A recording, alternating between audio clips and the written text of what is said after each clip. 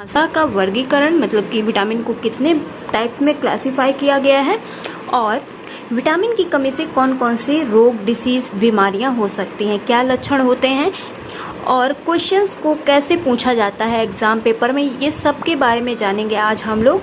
और अगर वीडियो अच्छा लगे तो प्लीज़ एक लाइक कर दीजिएगा।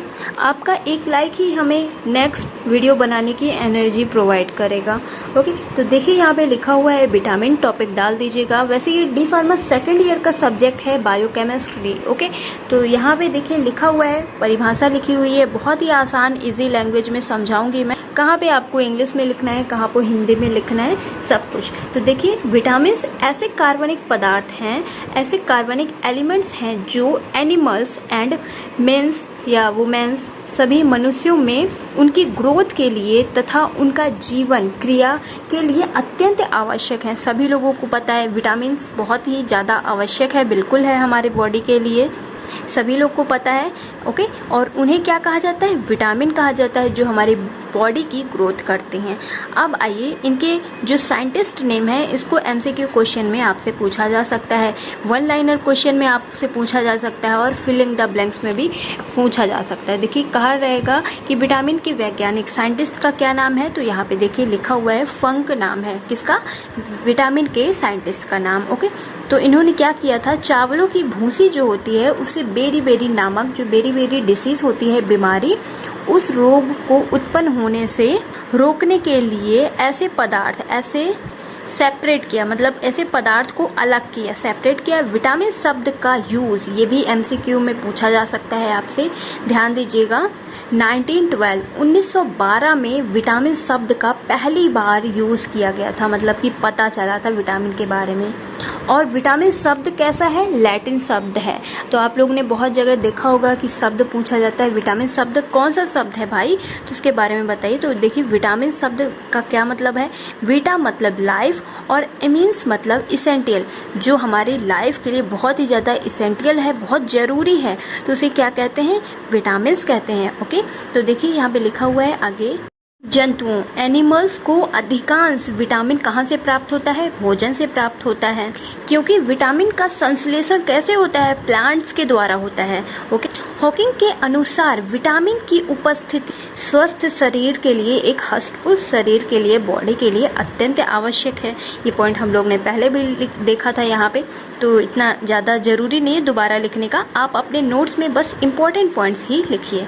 और यहाँ पे देखिए लिखा हुआ है, इसके अभाव में रोग मतलब बीमारियां जो होती हैं, विटामिन के रहने से हमारी बॉडी में, इसके अभाव में मतलब इसके डर से रोग, डिसीज जो होते हैं वो भाग जाते हैं। ओके, अब आइए देखते हैं विटामिन का क्लासिफिकेशन, मतलब उनको कैसे क्लासिफाई किया गया है, कितने टाइप्स के होते हैं आखिरकार विटामिन। तो देख रहे हैं यहाँ पे फर्स्ट नंबर में लिखा हुआ है वाटर सॉल्युबल, जो पानी में एकदम घुल जाते हैं, उन्हें क्या बोलते हैं, वाटर सॉल्युबल बोलते हैं।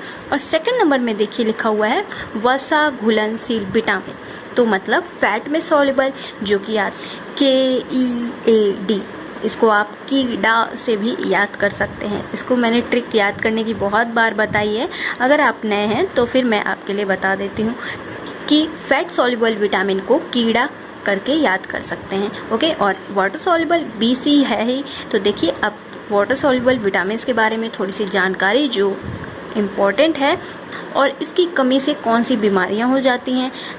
सबसे पहले ये जानना जरूरी है कि वाटर सॉल्युबल कौन सी विटामिन है, B complex and vitamin C जो वाटर में सॉल्युबल है। अब विटामिन बी जो वाटर सॉल्युबल है उसके बारे में जानते हैं, और इसका नाम भी काफ़ी बार एग्जाम में पूछा गया है, तो ध्यान दीजिएगा थोड़ा, कहीं इस बार एग्जाम में यही पॉइंट ना आ जाए। तो विटामिन बी के जो वैज्ञानिक थे, साइंटिस्ट, उन्हें फंड कहा गया। फंड ने चावल की छीलन से प्राप्त किया क्या, विटामिन बी। यह विटामिन जल में सॉल्युबल है, इसीलिए क्या है, वाटर सॉल्युबल है तथा नाइट्रोजन युक्त है।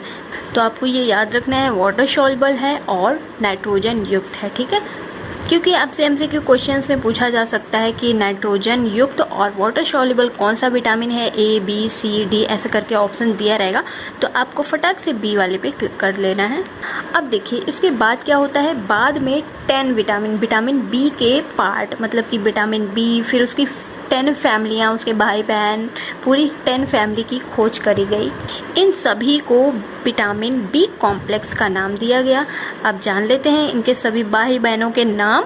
ये इम्पोर्टेंट बहुत है, काफ़ी बार एग्जाम में पूछा गया है कि विटामिन बी ए का क्या नाम है। तो देख रहे हैं यहाँ पे थायमिन है विटामिन बी ए का नाम, विटामिन 2 का नाम राइबोफ्लोविन, विटामिन 3 का नाम। ये ज़्यादा पूछा नहीं गया है बट ये दोनों पूछे गए और जो इम्पोर्टेंट रहेगा इसमें से बताते जाएंगे। Pantothenic acid vitamin B4, choline vitamin B5, niacin ये भी पूछा गया है काफ़ी बार, विटामिन B6, पायरिडॉक्सिन ये भी पूछा गया है काफ़ी बार, विटामिन B7, बायोटीन ये भी इम्पोर्टेंट है, विटामिन B9, फोलिक एसिड ये भी बहुत इंपॉर्टेंट है।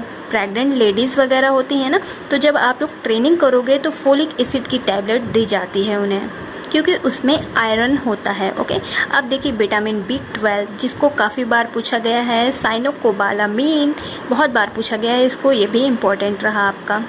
अब 10 नंबर विटामिन जिसे पावा के नाम से भी जानते हैं, पैरा एमिनो बेंजोइक एसिड, ये ज़्यादा नहीं पूछा गया है बट आपको पता तो होना ही चाहिए, आखिर विटामिन के बारे में हम लोग पढ़ रहे हैं।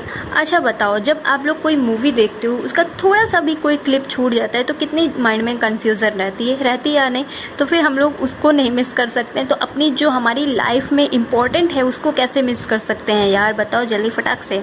चलिए देखिए विटामिन B6 वाटर सॉल्युबल, सी के बारे में देखते हैं। या जल में विले विटामिन है, सबको पता है, और ये विटामिन सी खट्टा जो होता है उसमें आते हैं। और इसकी कमी से कौन सा डिसीज़ होता है, काफ़ी बार पूछा गया है, स्कर्वी डिसीज़ होता है और ज़्यादातर सभी मेरे स्टूडेंट्स को पता ही होगा। अब तो ये हो गया विटामिन B, C के बारे में कहानी ख़त्म। इसकी कमी से कौन सा रोग होता है और किस में पाया जाता है ये पता चल गया। अब देखते हैं फैट सॉल्युबल मतलब कीड़ा के बारे में, ठीक है। Vitamin A, D, E, K, तो इसको आप कीड़ा करके याद कर सकते हो, KEDA कीड़ा, ओके। और अगर वीडियो अच्छा लगा है तो प्लीज़ एक लाइक कर दो अपनी दीदी के लिए।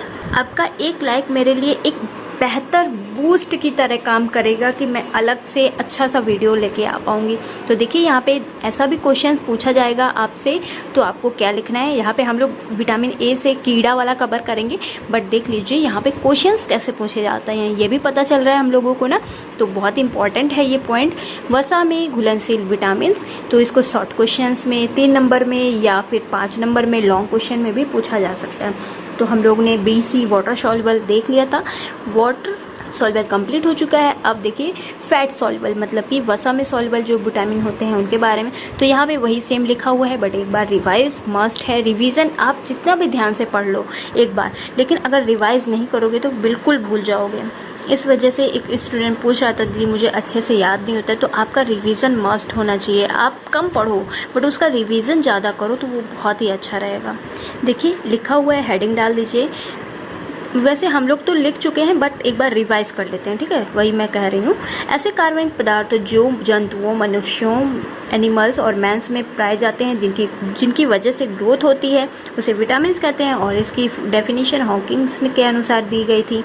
और ये बॉडी के लिए बहुत ही ज़्यादा इसेंटियल है, बहुत ज़रूरी है, सभी को पता है। और इसके अभाव से मतलब मैंने बताई था विटामिन के डर की वजह से डिफिशियंसी जो डिसीज़ होती हैं, मतलब कि जो वायरल डिसीज़ होती हैं जैसे कि कोरोना वायरस हो गया अभी हाल फिलहाल में बीता हुआ, तो वो सब नहीं होता है, मतलब कि डरते हैं वैसे वायरस बॉडी में इंजेक्ट करने के लिए, ठीक है। तो विटामिन 2 प्रकार की होती हैं, पहले ही हम लोग जानते हैं water soluble, fat soluble. Water soluble में क्या था, BC था, और आई है बारी फैट सॉल्युबल पढ़ने की।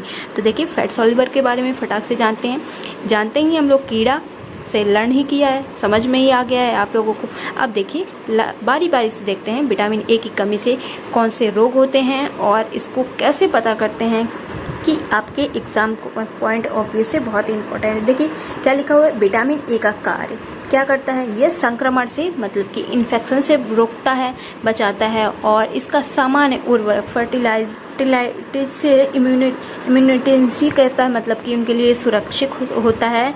और सेकंड नंबर में देखिए लिखा हुआ है ये दृश्य नील लोहित होते हैं, विजुअल पर्पल होते हैं, ठीक है। तो ये इतना इम्पोर्टेंट पॉइंट नहीं है, ज़्यादा पूछा नहीं गया है। अगर आपको डिफ़िकल्ट लग रहा है तो आप स्किप भी कर सकते हो, जो आपको अच्छे से समझ में आ रहा है उतना ही पढ़ो, ज़रूरी नहीं है जो नहीं समझ में आ रहा है वो भी नोट्स में लिखे जाओ, बस उतना ही लिखो जो अच्छे से समझ में आ रहा है, कि बाद में पढ़ने में दोबारा, अभी तो आप लोग समझ लोगे लेकिन बाद में रिवाइज करने में बोरिंग सा ना लगे।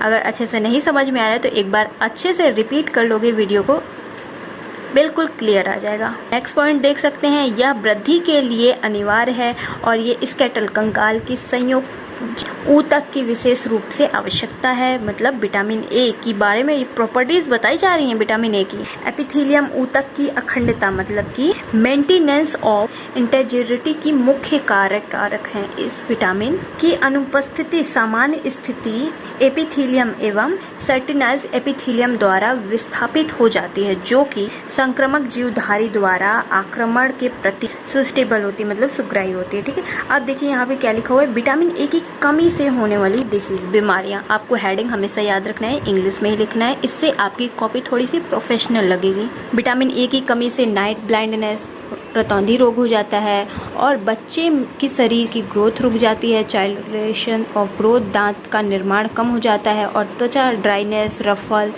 स्केटसल हो सकती है। ठीक है, तो ये हो गई इसकी कमी। जायरोपेंथेलियम नामक डिसीज हो जाती है। इसकी यहाँ पे आप लोग देख पा रहे होंगे, देखिए यहाँ पे छूत की बीमारी लिखी हुई, मतलब वायरल डिसीज जितनी भी होती हैं वे बहुत जल्दी हो जाती हैं। और विटामिन डी के बारे में देखिए यहाँ पे क्या लिखा हुआ है कि कैल्शियम की कमी से होता है विटामिन डी। कैल्शियम की कमी होने के कारण इसकी कमी से जो भी बीमारियां होती हैं वो लिखा हुआ है। और सब कुछ मैंने रिकेट्स बीमारी हो जाती है विटामिन डी की कमी से, बोन्स हड्डियाँ कमज़ोर हो जाती हैं जिससे ऑस्टियोमेलेरिक डिसीज होने की संभावना रहती है। ठीक है, अब देखिए विटामिन ई के बारे में सब कुछ इंपॉर्टेंट को मैंने अंडरलाइन कर रखा हुआ है, आप अपने सुविधा अनुसार लिख सकते हो, क्योंकि जो इम्पोर्टेंट है उसको मैंने अंडरलाइन कर रखा हुआ है। तो आई होप आपको क्लियर दिख रहा होगा और अच्छे से समझ लीजिए। अगर हो सकेगा तो इसका PDF भी आप लोग को मिल जाएगा देखने को। तो देखिए सभी लोग अच्छे से पढ़ लीजिएगा क्योंकि इम्पोर्टेंट पॉइंट्स आपके सामने हैं। और अगर वीडियो अच्छा लगा है तो please to like, share and subscribe. फिर मिलते हैं एक नए वीडियो में। अगर कोई भी टॉपिक का वीडियो चाहिए आप कमेंट कर सकते हो, आपके कमेंट का रिप्लाई और वीडियो का सॉल्यूशन जरूर मिलेगा। Thank you, take care, I meet to next video, bye bye guys.